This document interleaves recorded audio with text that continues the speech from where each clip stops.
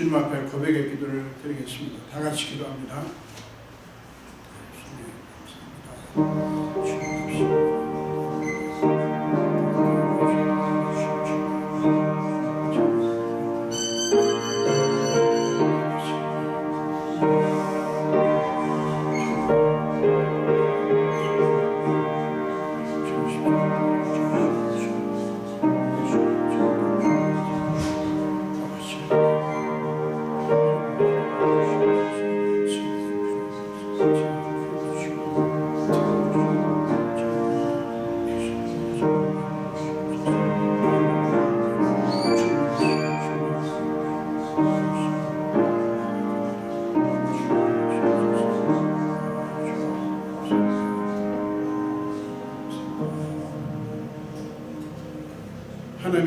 말씀을 들으시기 바랍니다.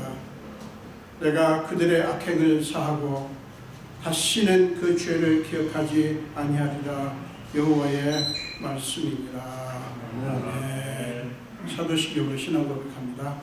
전능하사 천지를 만드신 하나님 아버지를 내가 믿사오며 그 외아들 우리 주 예수 그리스도를 믿사오니 이는 성령으로 잉태하사 동정녀 마리아에게 나시고 본디오 빌라도에게 고난받으사 십자가를 박혀 죽으시고 장사기 4년에 죽은 자 가운데서 다시 살아나시며 하늘에 오르사 전능하신 하나님 우편에 앉아 계시다가 저리로서 산자와 죽은 자를 심판하러 오십니다. 성령을 믿사오며 거룩한 공예와 성도가 서로 교통하는 것과 죄를 사하여 주시는 것과 몸이 다시 사는 것과 영원히 사는 것을 믿사옵나이다. 아멘. 한 자리에 앉으셔서 찬양하시겠습니다. 새 찬송가 303장이고요. 공인 찬송가 403장입니다.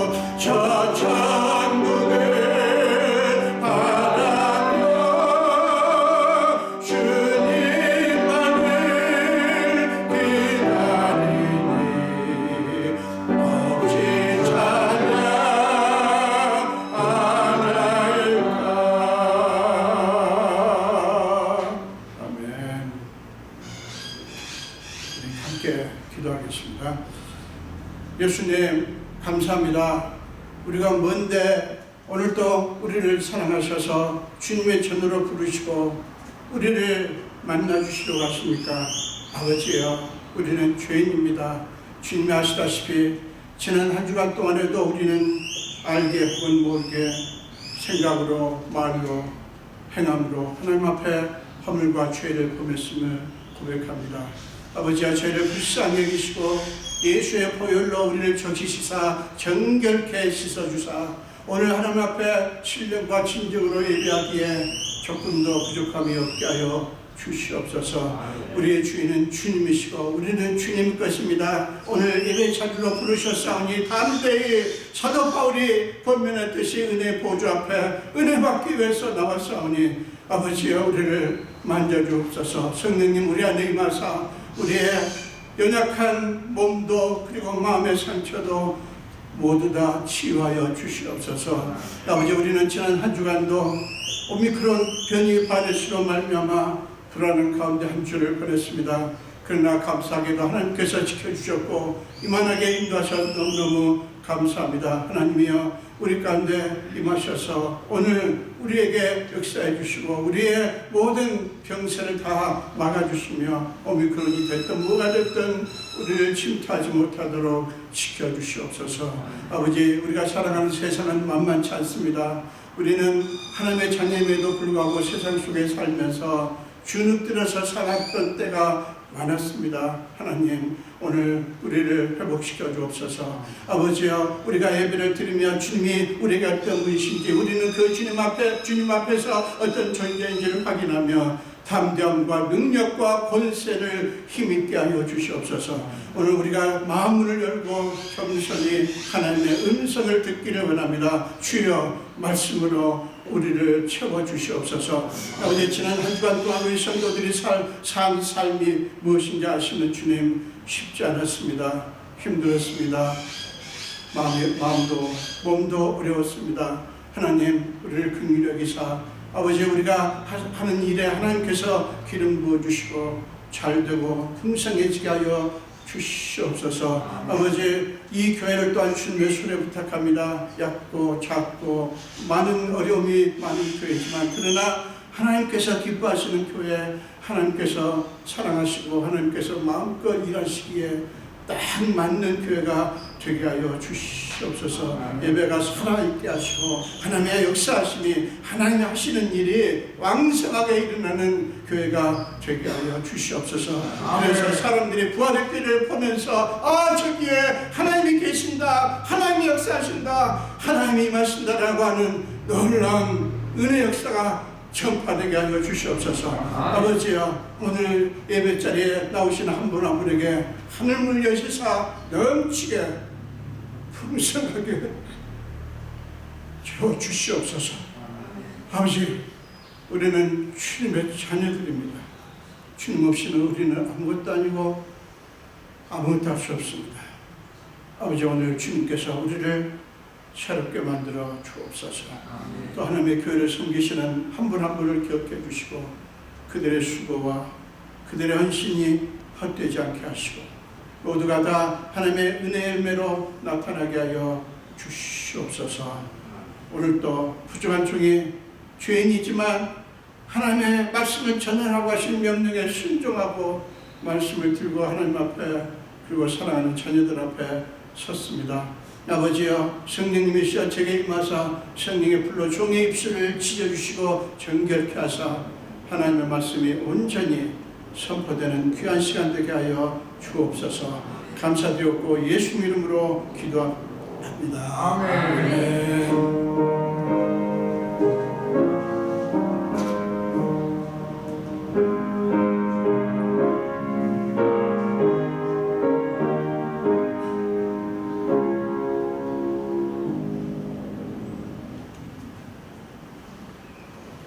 오늘 함께 나누실 말씀은 마태복음 4장입니다. 마태복음 4장 5절에서 7절까지입니다. 마태복음 4장 5절에서 7절까지입니다. 우리 한 목소리로 같이 읽겠습니다. 이에 마귀가 예수를 거룩한 성으로 데려다가 성전 꼭대기에 세우고 이르되 네가 만일 하나님의 아들이거든 뛰어내리라. 기록되었으되 그가 너를 위하여 그의 사자들을 명하시리니 그들이 손으로 너를 받들어 발이 돌에 부딪히지 않게 하리로다 하였느니라. 예수께서 이르시되 또 기록되었으되 주 너의 하나님을 시험하지 말라 하였느니라 하시니. 아멘. 사랑 여러분, 오늘 함께 읽으신 말씀으로 가장 강력한 무기라고 하는 제목으로 함께 은혜를 나누겠습니다. 오늘 여러분들이 아시는 대로 예수님이 마귀에게 시험 당하시는 두 번째 시간입니다. 지난주일에 우리는 첫 번째 마귀의 시험에 대해서 함께 나눴죠. 오늘 본문은 마귀가 예수님을 시험하기 위해서 사용했던 첫 번째 카드가 먹히지 않자 두 번째로 곧바로 두 번째 카드를 사용해서 예수를 시험하는 장면을 담고 있습니다. 마귀는 예수님을 거룩한 성으로 데리고 가서 성전 꼭대기에 세웁니다. 그리고 곧바로 네가 만일 하나님의 아들이거든 뛰어내리라 라고 말합니다. 그리고 얼른 그 근거를 제시하는데 하나님의 말씀을 들이댑니다. 그가 너를 위하여 그의 사자들을 명하시리니 그들이 손으로 너를 받들어 발이 돌에 부딪히지 않게 하리로다 라고 하는 하나님의 말씀을 덧붙입니다. 그러니까 하나님의 말씀을 의지하고 뛰어내리라고 하는 것이죠. 마귀가 노리는 게 뭐겠어요? 예수님을 위해서, 정말 예수님을 위해서 그렇게 할까요? 전혀 아니죠. 네가 하나님의 아들 아니냐? 그러니 하나님의 사자를 명해서 너를 받들어 줄 테니까 네가 뛰어내려도 전혀 상하지 않을 거 아니냐. 그러므로 걱정하지 말고 뛰어내려.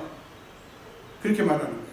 그러니까 이렇게 높은 데서 떨어졌는데도 하나님이 받들어 주셔가지고 전혀 다치지 않으면 사람들이 그걸 보고 얼마나 환호하겠냐. 너의 진가가 확 올라갈 거 아니냐. 그렇게 해서 네가 하나님의 아들이라는 것도 증명하고 하나님의 말씀이 맞다는 것도 증명하라. 이렇게 주장을 하는 거예요. 여러분, 마귀의 이 시험은 인간의 본성 속에 깊이 자리 잡고 있는 불안 심리를 자극하는 것입니다. 여러분, 우리 그리스도인들에게 이 불안 심리는 어떤 것일까요? 많은 것들을 얘기할 수 있지만 그리스도인들에게 불안하게 만드는 것이 있어요. 자, 하나님이 나를 사랑하신다고 하시는데 그거 맞는 것 같은데 성경에도 그렇고 설교 말씀도 그렇고 하나님이 나를 사랑하신다고 하시는데 정말로 사랑하실까? 라는 불안 심리예요. 우리에게 그게 있어요. 암암리에 알게 모르게. 지금 마귀는 그걸로 시험하는 거예요. 여러분, 신앙생활 하면서 우리가 왜 자꾸 하나님으로부터 어떤 나와 함께 하시는 사인, 나를 사랑하신다는 사인, 내 기도를 들어주시기를 기뻐하신다는 사인을 자꾸 받고 싶어 할까요? 여러분, 간단합니다. 이유는 간단합니다. 불안하기 때문에 그래요. 잘 모르겠는 거예요. 알겠는데, 하나님이 사랑하신다고 하는 거 알겠는데 이게 잘 모르겠는 거예요. 그래서 뭔가 증명을 받고 싶은 거예요. 지금 마귀는 그리스도인들이 가진 이 불안 심리, 이거를 가지고 예수님을 시험하는 거예요.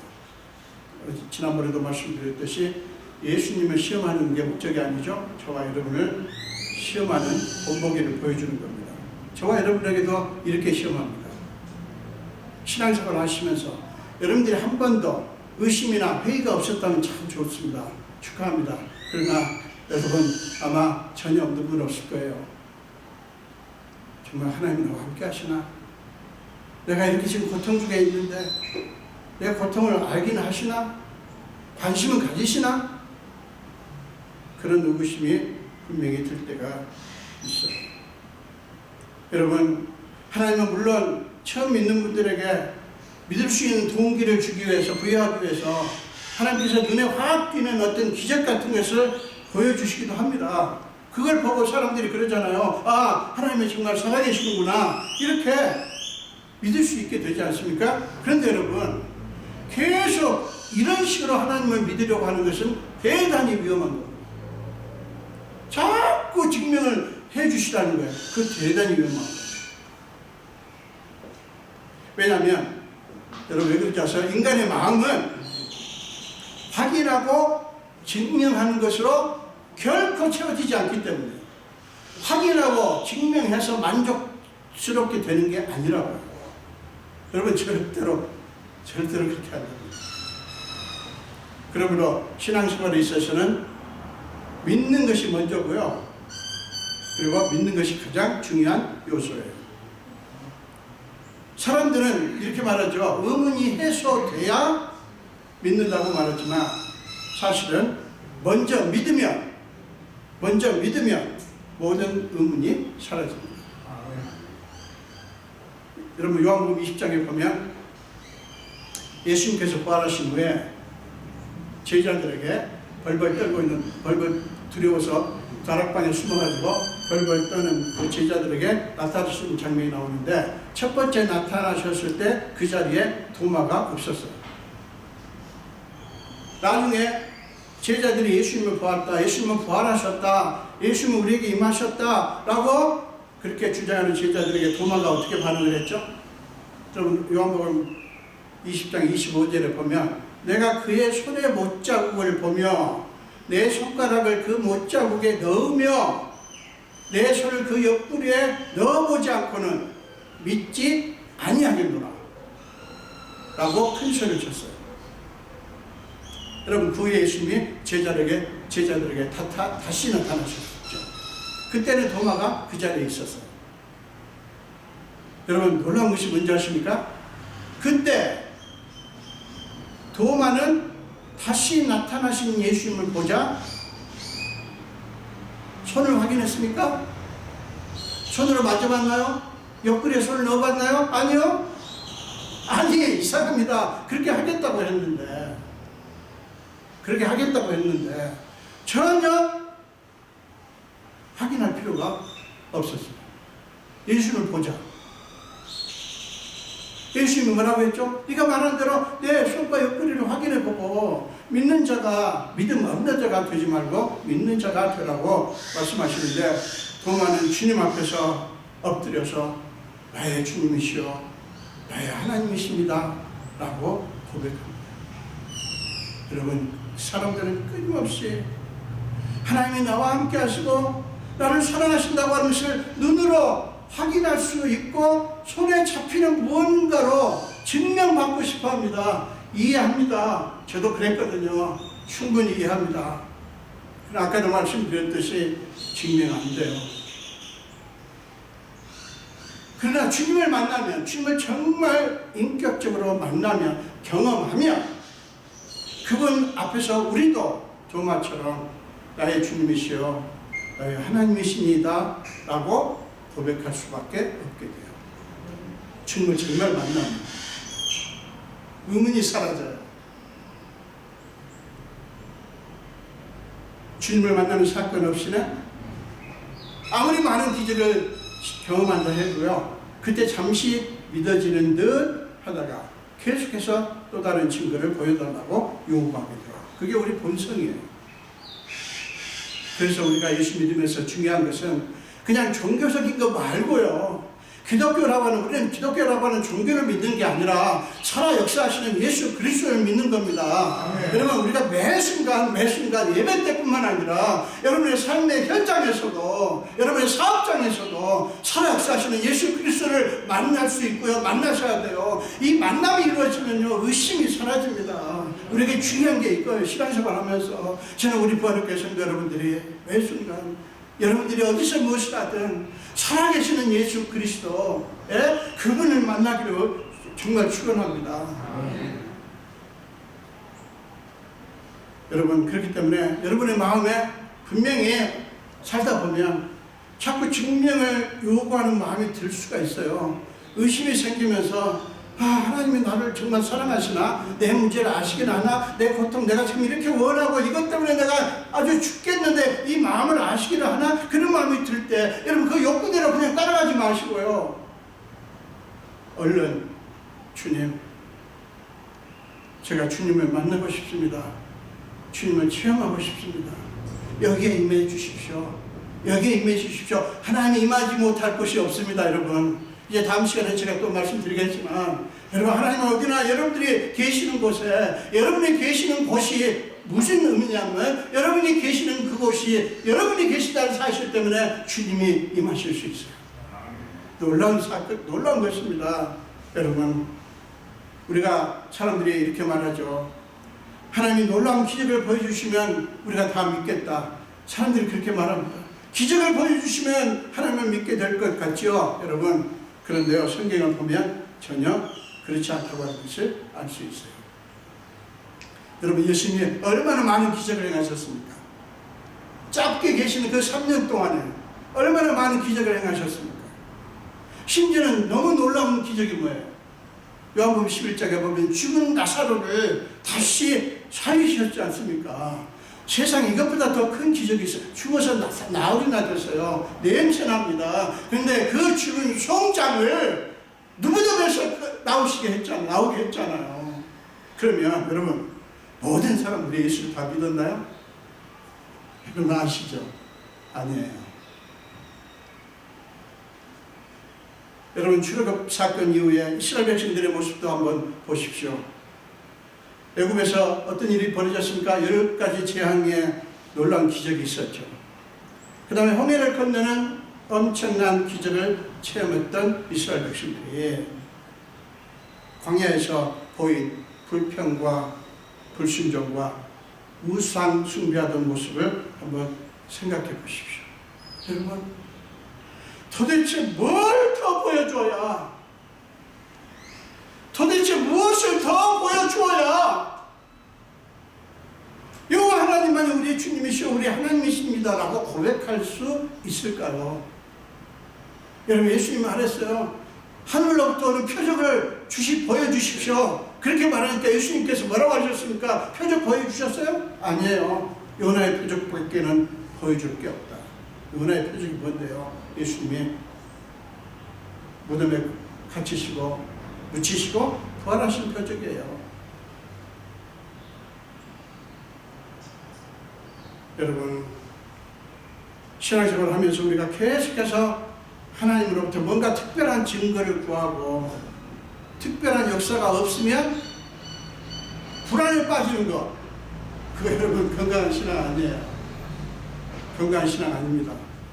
초신자들에게는, 여러분 다 많이 들으셨죠? 초신자들에게는 하나님께서 즉각 하나님의 역사하시는 것을 보여주셔요. 근데 어지간히 믿으면 잘 안 보입니다.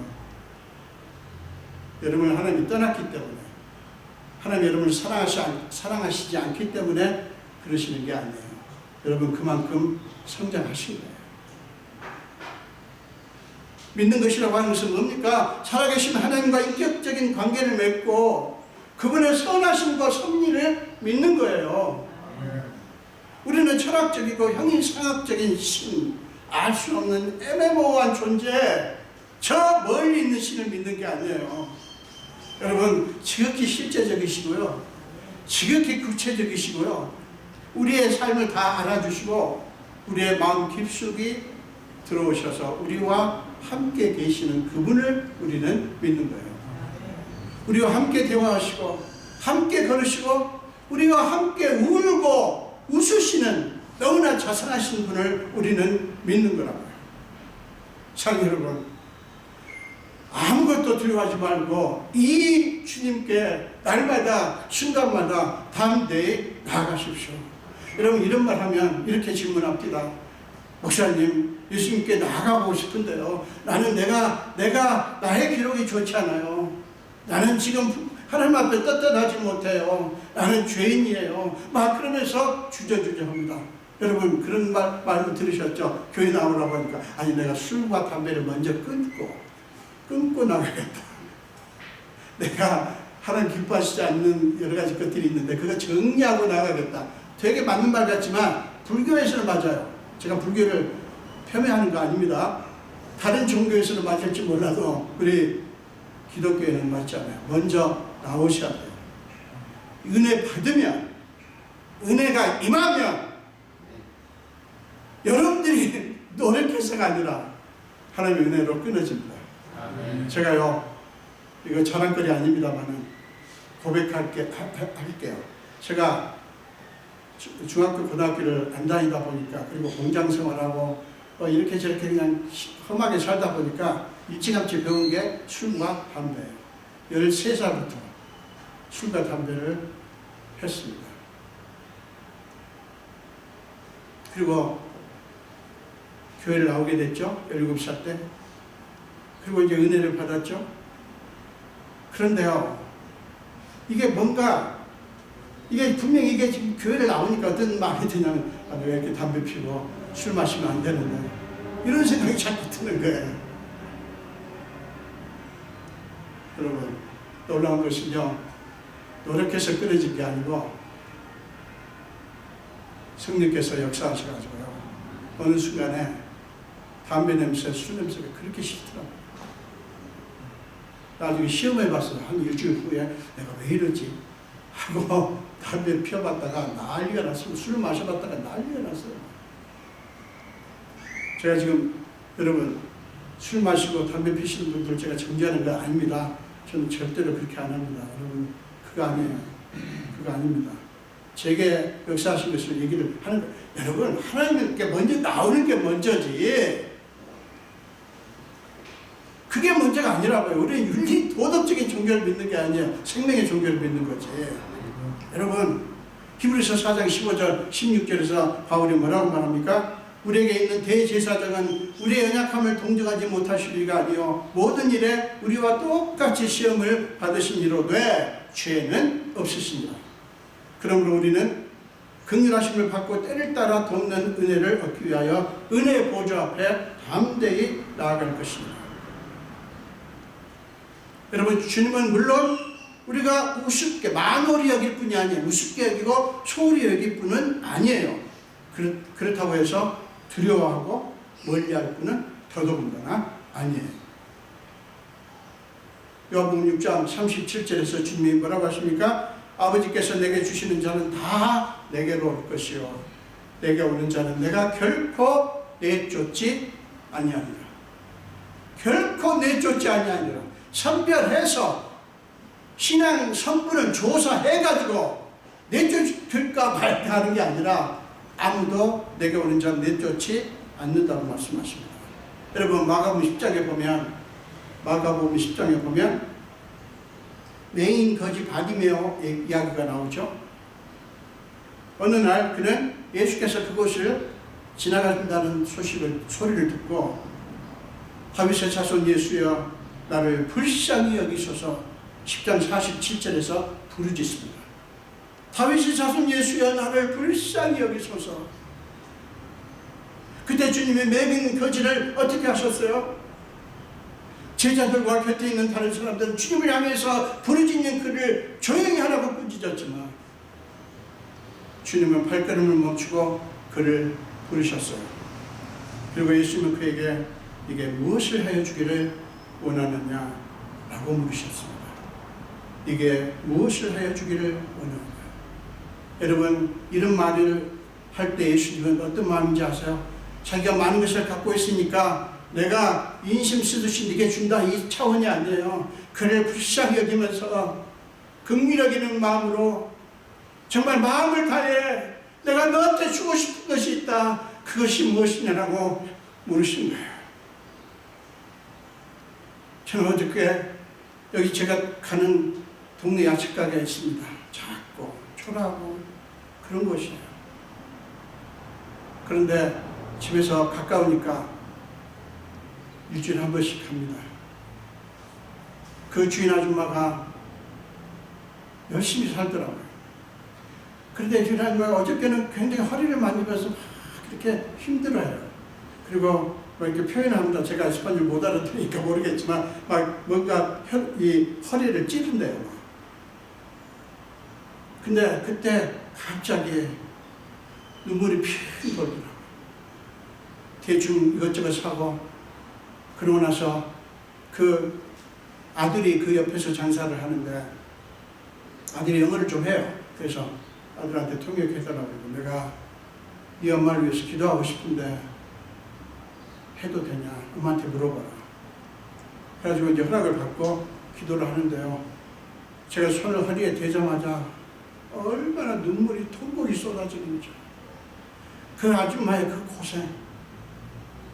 보아하니 남편도 뭐 어떻게 되는지 모르지만 없어요. 자식은 넷이나 낳았지만 남편이 없는 것 같아요. 그리고 정말 아침 새벽부터 열심히 일하는데 제가 갈 때마다 그러면 안타까운 마음이 있어요. 여러분도 마찬가지죠. 제가 거기가 사업장이라서 자제를 했으니까 망정이지. 그렇지만 통곡을 하면서 울었습니다. 그리고 그를 위해서 기도하고 왔어요. 저는 오면서 집사람하고 그랬네요. 여보, 하나님 살아계시다면 이분은 낫게 해주시지 않냐? 낫게 해주시지 되지 않냐? 모르겠어요. 어떻게 되는지 모르겠지만 갈 때마다 기도하려고 그래요. 여러분, 저는 이 알량한 김충희 목사의 어떤 긍휼이 아니라 저는 예수님의 긍휼을 느꼈어요. 예수님이 이 여인을 얼마나 불쌍히 여기실까? 이 여인을 얼마나 긍휼히 여기실까? 이 여인에 대한 하나님의 계획이 느껴졌어요. 저는 예수님이 네게 무엇을 하여 주기를 원하느냐 물으셨을 때 그냥 인식 쓰듯이 많은 것 중에서 얼마든지 줄 수 있으니까 그걸 주는 거라고 생각 안 해요. 너무나 긍휼히 여기는 마음으로 사랑하는 마음으로 그 맹인 바디메오를 생각하시면서 물었을 거예요. 그는 명쾌하게 단순하게 대답하죠. 선생님이여 보기를 원합니다. 그러자 주님은 그에게 뭐라고 하시죠? 내 믿음이 너를 구원하느니라 선포하십니다. 내 믿음이 너를 구원하였느니라. 그러자 어떤 일이 벌어졌어요? 그는 눈을 떴습니다. 그리고 그는 그때부터 예수님을 따르게 되었다고 성경은 증언합니다. 여러분, 맹인 거지는 예수님이 자기에게 무엇을 해 주실 것인가에 대해 전혀 의구심을 갖지 않았어요. 전혀 증명이 필요하지도 않았어요. 그냥 믿었어요. 그래야 자신이 믿은 대로 이루어진 거예요. 그가 믿은 것이 증명이 된 거예요. 증명이 됐으니까 믿은 게 아니라 뭐가 먼저요? 믿은 게 먼저예요.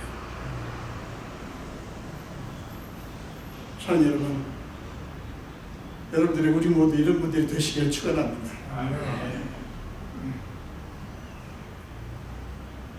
여러분, 맹인 거지 바디메오가 한 일은 뭐예요? 그저 주여 나를 불쌍히 여기셔서 겸손히 주님을 찾은 것뿐이에요. 여러분, 많은 그리스도인들이 가장 심각하게 오해하는, 착각하는 게 뭔지 아세요? 많은 그리스도인들이 가장 심각하게 오해하고 착각하는 게 뭔지 아세요?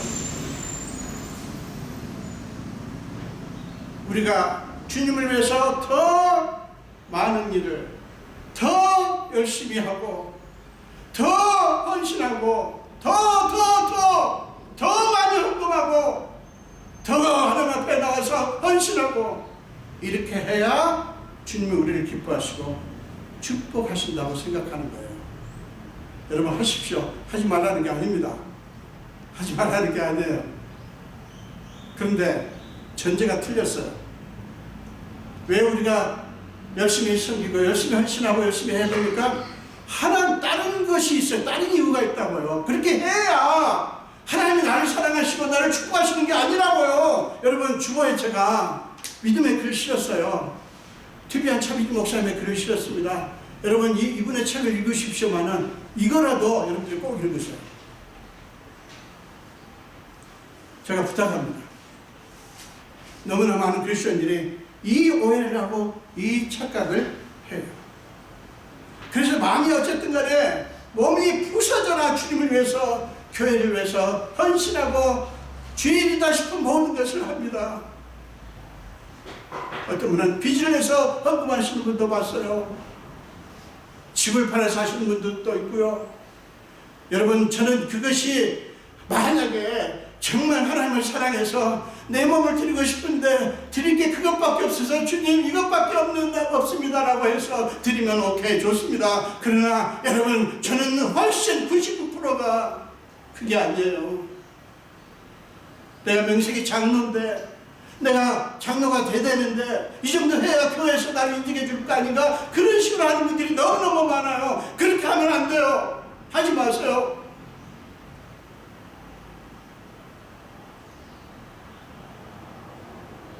제가 너무 심하게 말씀드렸습니까?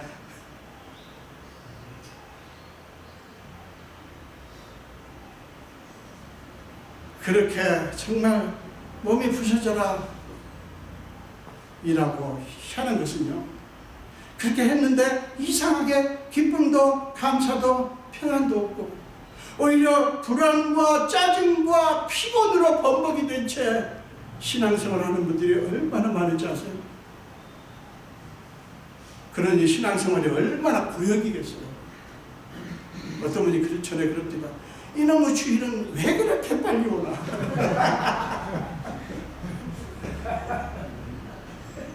죄송합니다. 만약에 여러분들의 중에 그렇게 느끼신 분이 있다면 정말 죄송합니다. 목사로서. 그거 좋은 게 아니에요. 신앙생활은 그런 게 아닙니다. 하나님의 은혜가 임하고 하나님의 사랑 안에서 우리가 있게 되면 말할 수 없는 자유와 평안과 기쁨이 있어요. 감사가 넘칩니다. 여러분 그래가지고요 너무너무 주님을 위해서 뭐를 할까? 여러분 해야지 하나님께서 나를 인정하기 때문이 아니라 그 두려움이 아니라 그냥 드리고 싶은 거예요. 여러분 연애를 해보셨잖아요. 너무 주고 싶잖아요. 달라고 안 해도 주고 싶잖아요. 에? 그런데 예수 믿는 것은 왜 그렇게 죽기 살기로 노예처럼 합니까? 사랑 여러분 생각해 보세요. 한번 생각을 해보세요. 우리를 그 지경으로 만들려고 주님이 자신의 생명을 주셔서 우리를 구원하셨겠습니까? 여러분 우리를 그 지경으로 만들려고 만약에 노예로 삼을 것 같으면 그렇게 할 필요 없어요. 아니 자신의 생명을 주셔서 왜 우리를 구원해요? 그렇게 만들려고요? 아니죠. 여러분 아니죠. 요한복음 10장 10절에서 예수님이 이렇게 말씀합니다. 도둑이 오는 것은 도둑질하고 죽이고 멸망시키려는 것뿐이요 내가 온 것은 양으로 생명을 얻게 하고 더 풍성히 얻게 하려는 것이라 이렇게 말씀하십니다.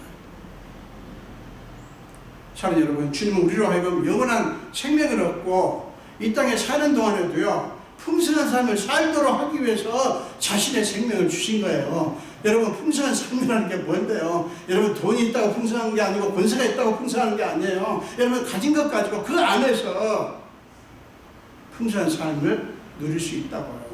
하나님께서 이 땅에 사는 동안에도 우리가 천국 같은 삶을 살기를 원하시지 그냥 무지성으로 교회가 평안을 주는 게 아니라 짐을 줘.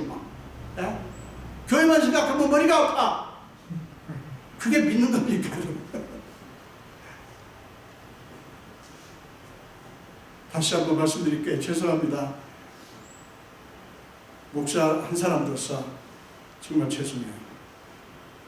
저는 우리 부활의 교회가 그런 짐을 지는 교회가 아니라 기쁨과 감사가 넘치는 교회가 되기를 원합니다. 아멘. 여러분 그런데 많은 그리스도인들이 왜 그렇게 풍성한 삶을 누리지 못하고 노예처럼 살까요? 여러분 제가 어렸을 때 20대 초반입니다. 한 몇 년 동안 제 모습이 그랬어요. 그때 제가 얼마나 종교적으로 뛰어났는지 새벽기도, 성경 통도, 새벽기도 4시 반에요. 하루도 빠진 적이 없어요. 성경 통도 1년에 몇 번씩 통독을 했는지 모르고 지금 제가 자랑하는 게 아닙니다. 교회 봉사라는 봉사는 다 나서서 했고요. 전도, 노방전도, 무슨 전도 기회가 있으면 그야말로 미친 듯이 교회를 섬겼어요. 여러분 그런데 제가 왜 그랬는지 아세요? 그때 제 생각이 나중에 돌아보니까 제가 왜 그랬는지를 알겠더라고요. 왜 그랬는지 아세요? 자, 잘 들으세요. 저는 그렇게 섬기는 것 하나하나를 주님의 인정을 받아내기 위해서 제가 쌓아야 될, 채워야 될 점수라고 생각합니다. 그러니까 내가 하나하나 이렇게 하는 게 예수님의 인정을 받아내기 위해서 지금 점수가 모자라. 이만큼 채워야 되는데 지금 이만큼밖에 안 되니까 예수님의 인정을 받아내기 위한 점수 쌓기로 생각했다고요. 그럼 그게 말이 됩니까? 그러니 생각해 보세요. 저에게는 평안이나 기쁨이나 감사가 있을 수 없죠.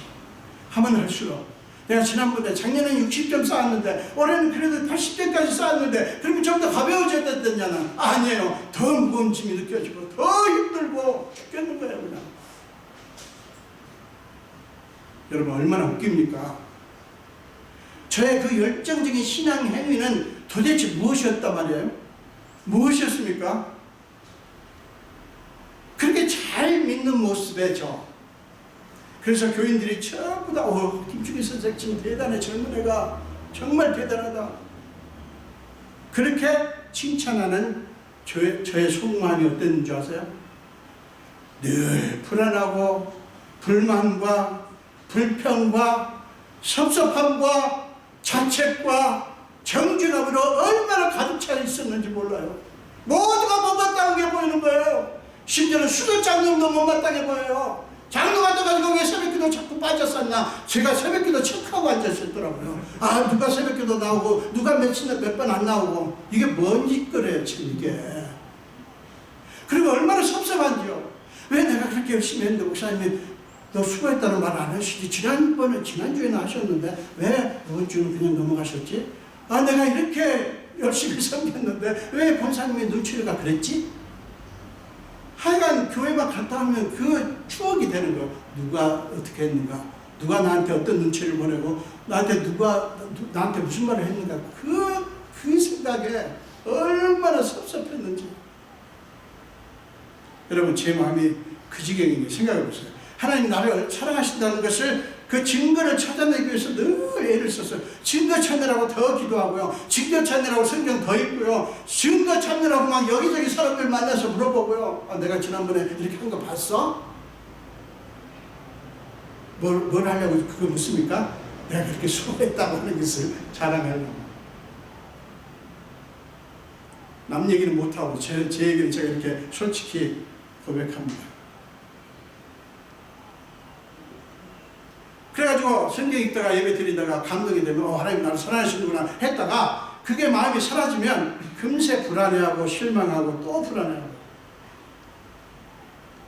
여러분, 그때 저를 꼬꾸라뜨린 말씀은 바로 요한복음 10장 10절 말씀이었어요. 후배와 함께 복음의 본질을 공부하고 있는데 제가 깨달은 게 이거예요. 나에게는 풍성한 삶이 없구나. 내가 믿는 것은 나를 위해서 생명을 주신 주님을 믿는 게 아니라 실은 나 자신의 의로움을 믿고 있구나 라는 사실을 깨달았어요. 여러분, 제가 그걸 깨닫고 얼마나 많이 일주일 동안 울면서 얘기했는지 몰라요.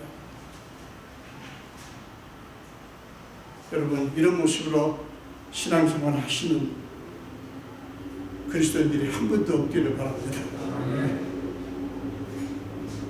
사랑하는 여러분, 신앙생활을 한다고 하는 것은 우리를 구원하시기 위해서 독생자를 보내신 하나님을 신뢰하는 거예요. 그런데 그 신뢰의 근거는 하나님은 우리에게 계속 보여주시는 어떤 표적이 아니에요. 하나님이 이미 독생자를 보내셔서 우리 죄를 짊어지시고 십자가에서 죽게 하심으로써 하나님이 우리를 얼마나 사랑하시는가를 완전히 증명하셨어요. 요한일서 4장 9절 10절 말씀을 보세요. 완전히 증명하셨어요. 그 사실이 우리가 하나님을 신뢰할 수 있는 근거예요. 그러므로 다른 것으로, 여러분, 다른 것으로 하나님이 나를 인도하시고 지켜주시고 나를 사랑하시고 나의 필요를 채워주신다고 하는 것을 증명할 필요 없어요. 왜 그렇습니까? 하나님은 가장 중요한 것을 이미 주셨기 때문이에요. 여러분, 오늘 본문에서 우리가 또 주목할 것은, 마귀는 첫 번째 시험 때와 달리 두 번째 시험을 할 때는 하나님의 말씀을 가지고 예수님을 시험합니다. 첫 번째 시험을 했을 때 예수님이 하나님의 말씀으로 자기를 대적했잖아요. 그러니까 이번에는 그 말씀을 가지고 시험을 하는 거예요. 그럼 마귀가 하나님의 말씀을 믿기 때문입니까? 그럴 리가 없죠. 첫 번째 시험 때 예수님이 하신 말씀을 생각하면서 그냥 그 말씀을 이용해서 예수님을 넘어뜨리려고 할 뿐이에요. 얼마나 마귀가 교활한지 아세요? 시편 91편 11절, 11절, 12절 말씀을 인용하면서 하나님이 그렇게 말씀하셨으니까 그렇다면 하나님이 너를 보호해 주어야 할 상황을 만들어서, 자 보세요. 하나님이 너를 반드시 보호해 주어야 할 상황을 만들어서 하나님이 정말로 너를 도우실 의향이 있는지, 그리고 능력이 있는지를 시험해 보라는 거예요. 사랑하는 여러분, 마귀는 우리에게 하나님에 대한 불안감과 의심을 갖게 한 후에, 자 보세요. 마귀가 우리를 어떻게 시험하나 보세요. 우리한테 먼저 불안감과 의심을 갖게 해요. 그런 다음에 그걸 빌미로, 자, 너 의심되지, 너 불안하지, 그러면 간단해, 한번 시험을 해봐, 증명을 해봐. 이렇게 하나님을 시험하도록 우리를 부추깁니다. 하나님이 진짜로 해주시는지 그렇지 않은지를 증명을 한번 해본 다음에 믿으라는 거예요. 여러분, 우리가 마귀의 시험을, 이럴 때 이런 마귀의 시험을 맞닥뜨려야 하는 그 이유가 뭐고, 그 다음에 그때 어떻게 해야 되는가를 보여주는 이야기가 다니엘서 3장에 나오죠. 다니엘의 세 친구 서드락과 메삭과 아벤느고의 이야기에서 나옵니다. 바벨론 왕 느부갓네살이 능히 너희를 내 손에서 건져낼 신이 누구이겠느냐, 3장 15절에서 그렇게 물으면서 그들을 위협하자 그들은 이렇게 대답을 합니다. 왕이여, 우리가 섬기는 하나님이 계시다면 우리를 맹렬히 타는 불 가운데서 능히 건져내시겠고 왕의 손에서도 건져내시리이다. 그렇게 하지 아니하실지라도 왕이여, 우리가 왕의 신들을 섬기지도 아니하고 왕이 세우신 금신상에게 절하지도 아니할 줄을 아옵소서. 다니엘서 3장 17절 18절에서 그렇게 대답을 합니다. 자, 여러분, 다니엘의 친구들은 하나님이 자기들을 위해서 어떻게 해 주실 것인가에 대해서 걱정하지 않았어요. 자기들에게 어떤 일이 일어나든 하나님이 자기들의 하나님이라는 사실은 변하지 않는다고 선포한 거예요.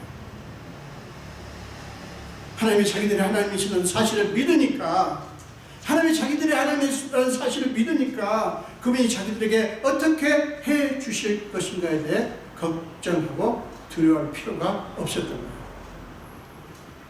자, 여러분, 하나님이 어떻게 해 주실 것인가에 촉각을 곤두세우는 건 올바른 믿음이 아니에요.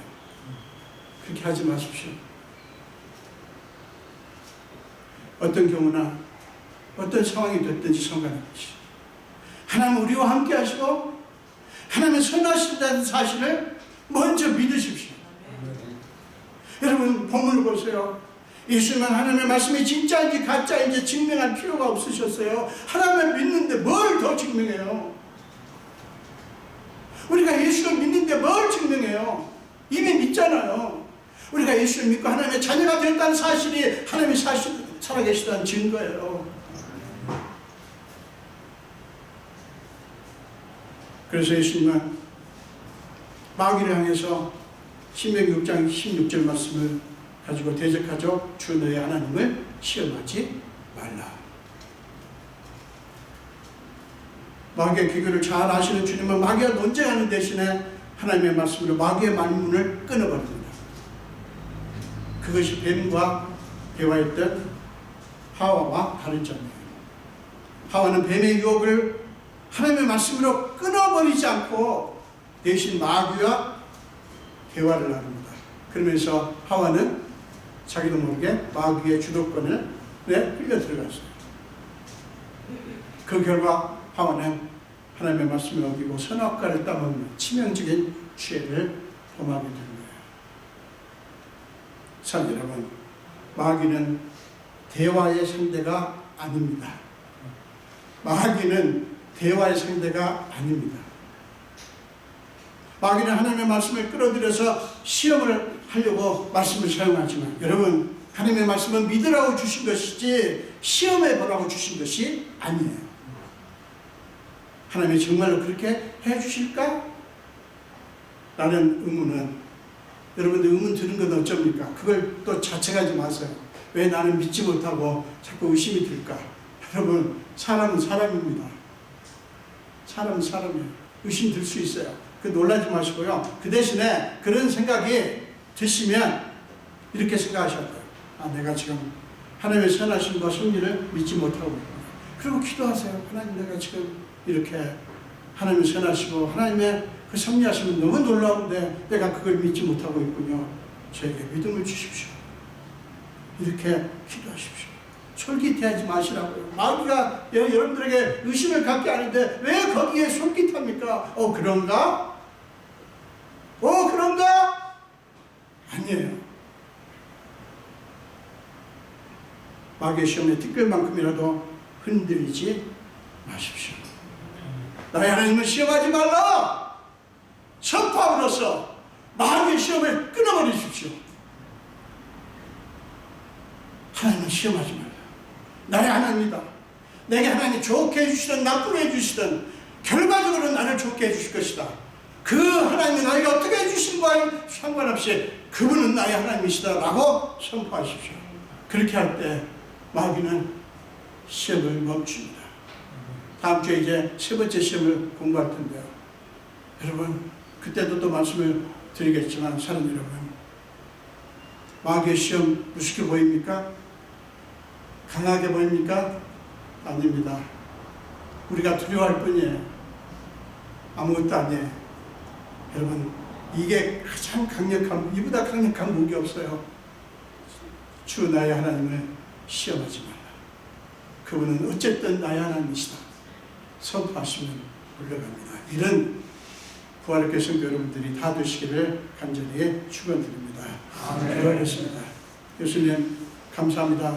오늘도 이렇게 생명 주시고 주의 전으로 불러주시고 함께 말씀을 나누게 하신 주님, 오늘 예수님께서 두 번째 받으신 시험을 통해서 우리가 매 순간 맞닥뜨리는 마귀의 시험을 생각합니다. 하나님, 우리는 너무나 많은 경우 마귀의 시험에 넘어갈 때가 많았습니다.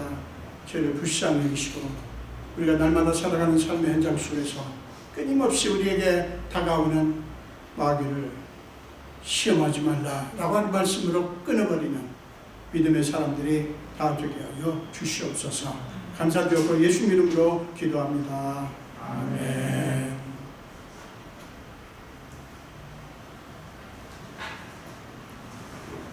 사랑합니다. 하나님 설명하시면서 궁금하시겠습니다.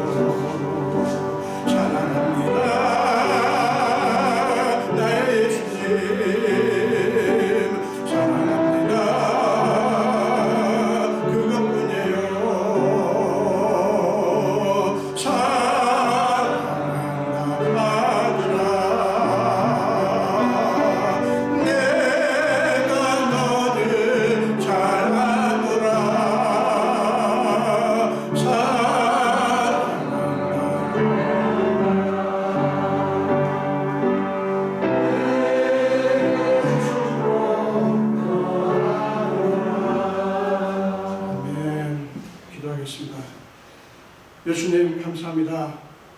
주님이 사랑하는 귀한 자녀들이 주님께 드린 이 예물을 보십시오.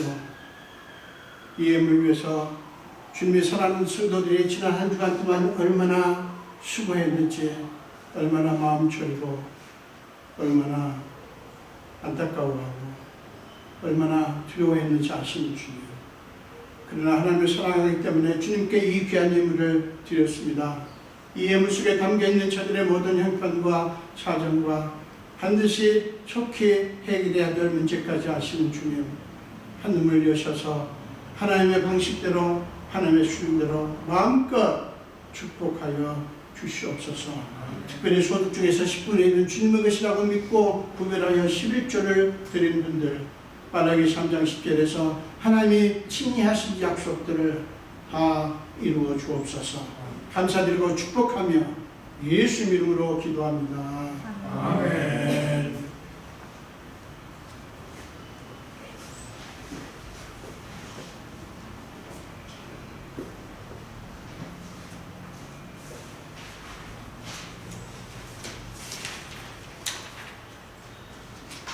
특별한 광고는 없고요. 제가 오늘 그 예배 마친 직후에 전체 교인 전체 회의를 갖겠다고 이렇게 했습니다. 근데 이제 제가 이게 느낌에 이게 뭔 일인가, 뭐를 하려고 하시나 불안하시지 않나 생각이 들어서 그냥 광고 시간에 짧게 그냥 말씀을 좀 드리겠습니다. 다른 게 아니라 이제 몇 가지를 좀 말씀을 드리면서 여러분의 이해를 구하려고 합니다. 우리 교회가 여러분 아시는 대로 순복교에서 시작하셨죠. 25년 전에 개척을 하셨는데 지금은 아무 교단에 속하지도 않았습니다. 우리 교회가.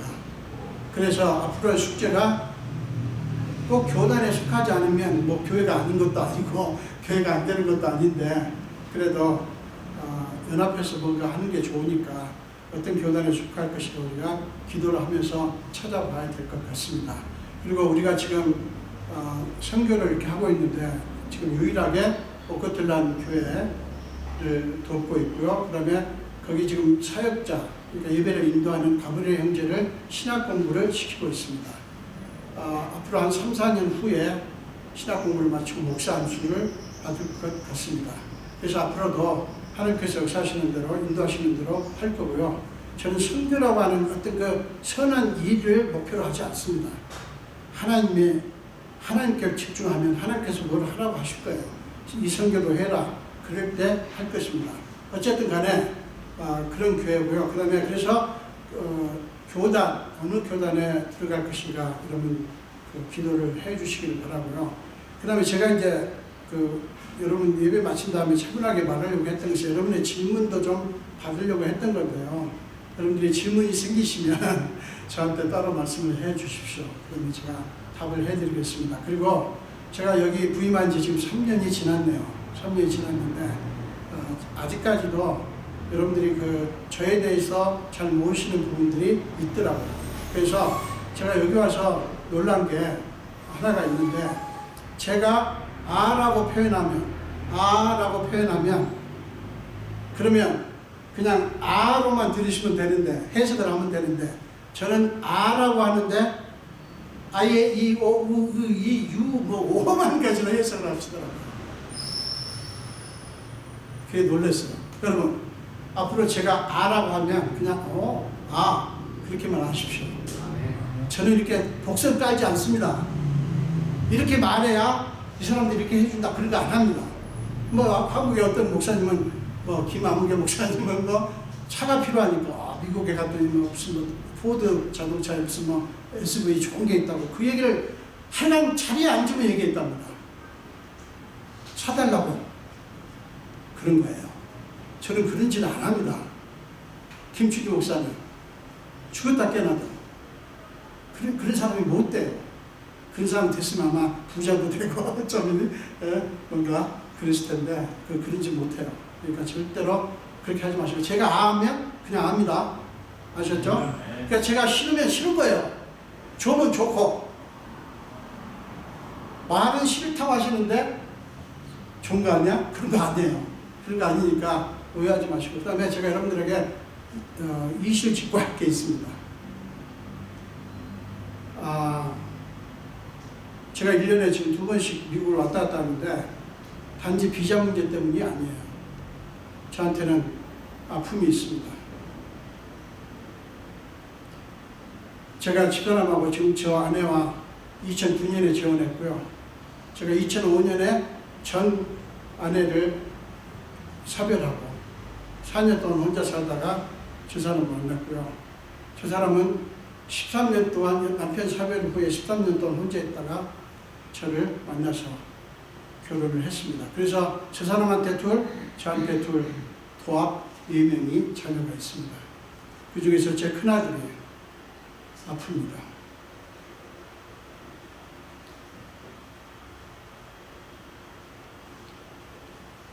여러분 오해하지 마시고 들어주세요.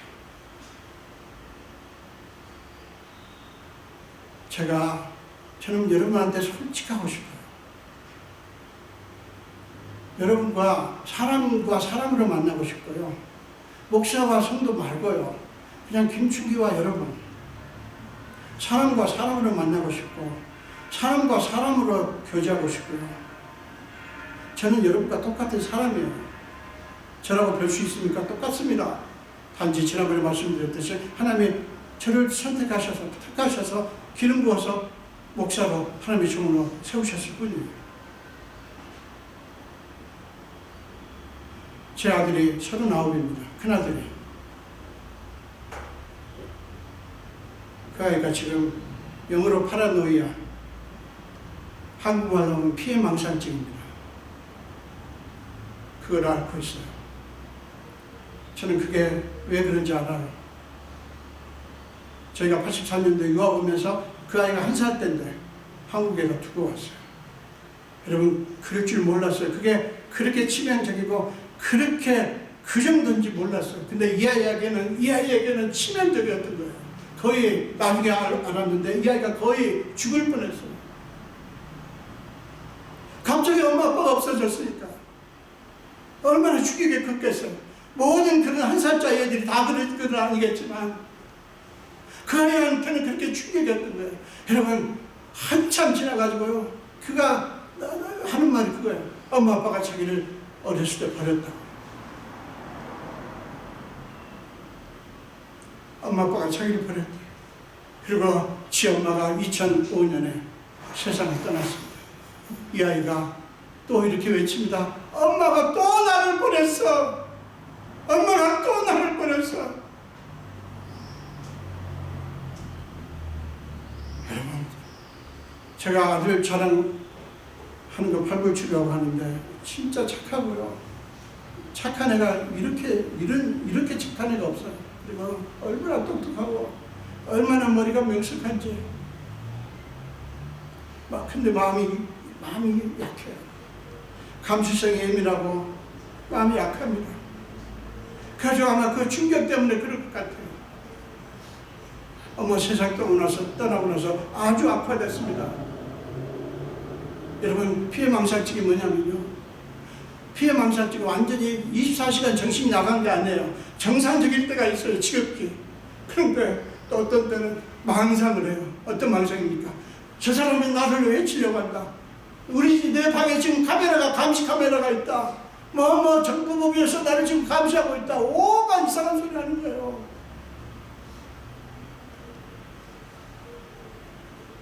근데 또 마음이 안정되면 언제 그랬나 싶게, 얼마나 똑똑하고 얼마나 정말 일을 시키면 얼마나 잘하는지요. 그가 대학 졸업하고 AT&T에서 일할 때 정말 일을 기가 막히게 잘했다고 해요. 망상만 아니면 얼마나 좋았을까요? 여러분, 이게 뭐냐면 공황장애라고 하는 거 아시죠? 공황장애가 맨날 그러는 거 아니에요. 정상적으로 생활하시다가 장애가 올 때가 있잖아요. 말하자면 이 피해망상이 그런 거예요. 정신이 맨날 나가 있는 건 아니에요. 그러니 여러분, 걔가 정상적인 생활을 할 수 있겠어요? 그래도 코로나 전에는 직장도 다니고 알바도 하고 이랬습니다. 그런데 코로나가 터지면서 지가 식당에서 일하던, 큰 식당에서 일했는데 카운티에서는 못하고 사람을 두려워하니까 얘가 그렇게 못하고 이제 부엌에서 일을 했는데 코로나가 터지니까 식당이 문을 닫았어요. 2년 동안 문을 닫았는데, 그러니까 갈 데가 없잖아요. 저한테 와서 이렇게 외칩니다. 저는 몰랐어요. 3일 동안은 뒷뜰에서 저 몰래 우리 집 뒷뜰에 있었더라고요. 차에서 자고. 그러면서 아빠, 한 달만 좀 있게 해줘. 한 달만 있게 해주라고 사직을 하더라고요. 세상에, 아들이 지 집이잖아요. 자기 집이잖아요. 한 달만 있게 해달라고 하는데 얼마나 울었는지 모릅니다. 여러분, 제가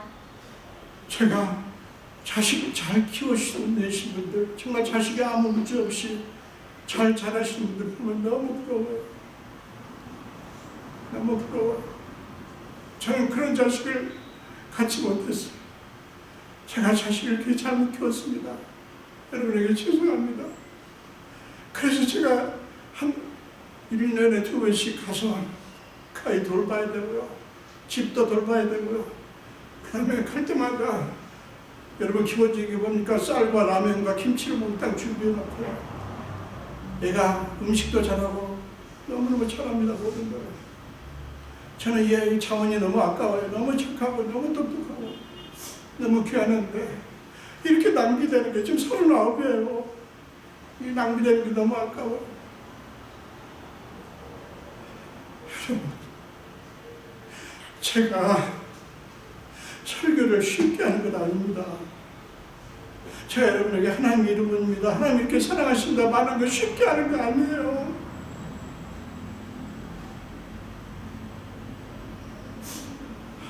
제가 초등학교 졸업하고 13살부터 안 해본 게 없어. 구두닦이 빼놓고는 다 해봤습니다. 공장에 다니고 막 그렇게 사니까 13살부터 술, 담배 배우게 되고요. 하나님 나를, 내가 이 교회를 안 나갔으면 어땠을까요? 그리고 제가 중학교 검정고시, 중학교 졸업자격 검정고시를 4번 만에 합격했습니다. 3번 떨어졌다는 얘기죠. 고등학교 졸업자격 검정고시를 8번 만에 합격했습니다. 7번 떨어졌다는 얘기잖아요. 그리고 만 26살에 경희대 음대를 들어갔습니다. 여러분, 제가 피아노를 몇 살에 배운지 아세요? 24살에 배웠어요. 제가 왜 이야기를 하느냐? 여러분,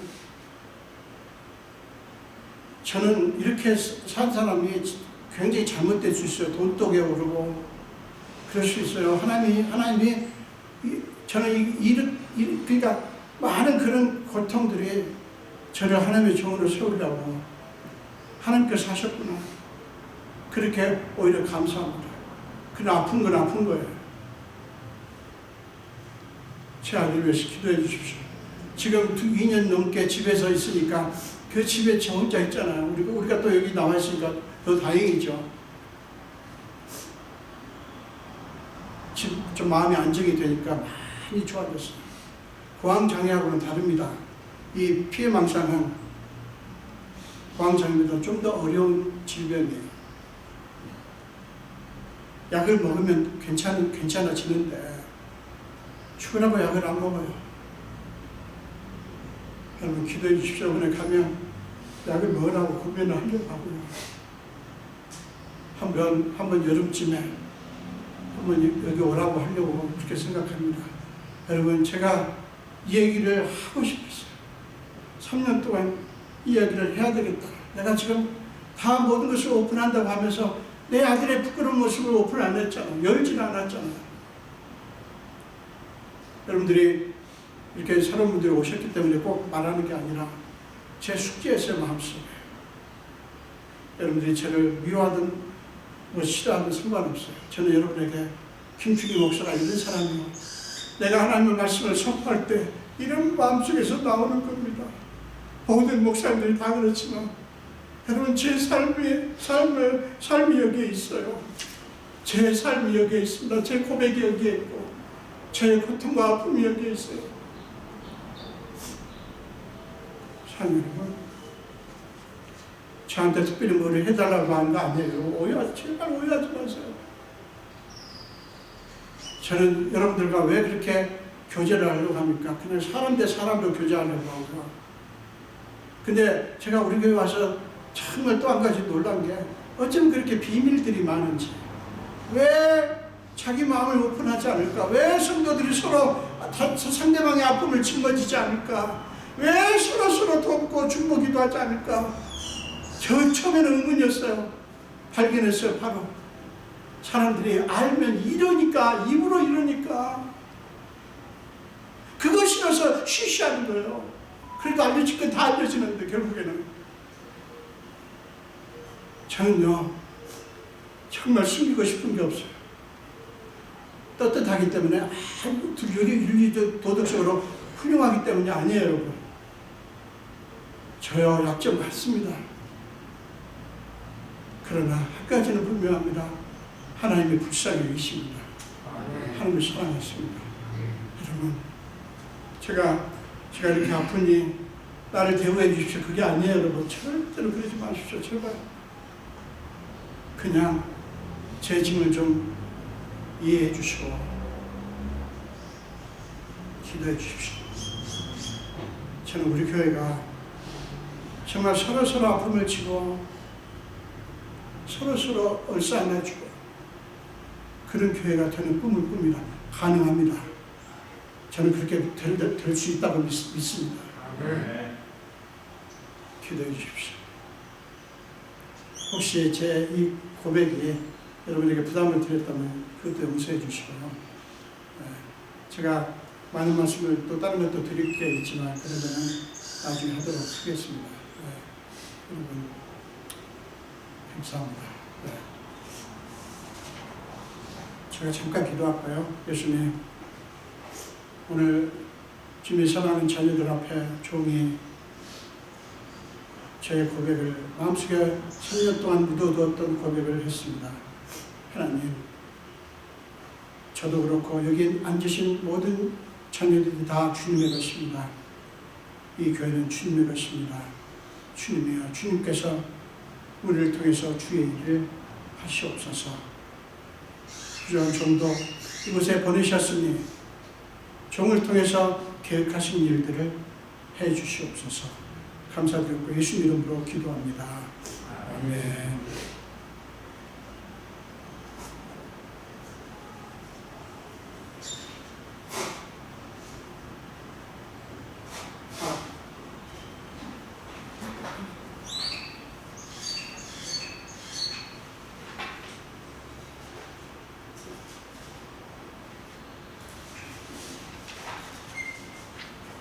우리 일어나셔서 마지막 찬송 하시겠습니다. 통일 찬송가 210장이고요. 새 찬송가 421장입니다.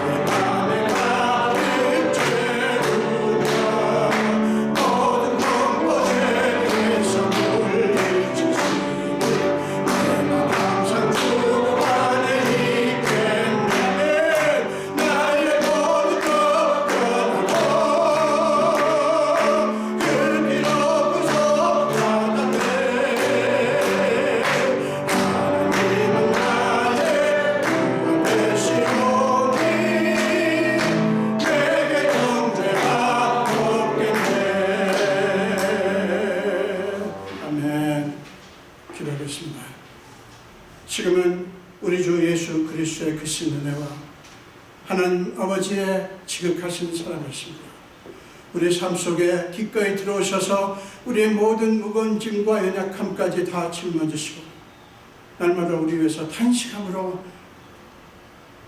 기도하시는 성령님의 감화, 감동 역사하시니 오늘 예배를 드리며 특별히 말씀을 듣고 이제 철저하게 하나님을 먼저 믿기로 그 믿음 안에서 마귀의 시험을 물리치기로 작정하는 우리 성도들 머리 위에와 우리 온 교회 위에 지금부터 영원토록 함께 하시기를 간절히 축원하옵나이다. 아멘.